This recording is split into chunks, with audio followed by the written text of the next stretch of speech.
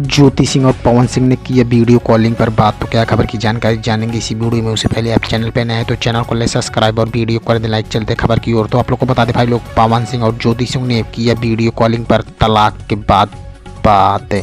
तो क्या खबर की जानकारी, आप लास्ट तक इस वीडियो में ज़रूर बने रहें और चैनल को ज़रूर सब्सक्राइब कर दें। तो आप लोग को बता दें भाई लोग, कल रात दोनों ने ही किया वीडियो कॉलिंग पर बात और वो वीडियो कॉलिंग हो गई लीक।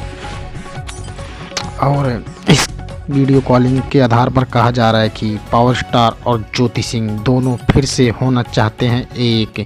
उस वीडियो कॉलिंग पर सीधे सीधे आवाज़ सुनाई दे रही कि ज्योति सिंह कह रही हैं कि पवन सिंह जी, मुझे अपने पास वापस बुला लीजिए। और पावर स्टार भी कह दिए हैं कि मैं कोशिश में लगा हूँ।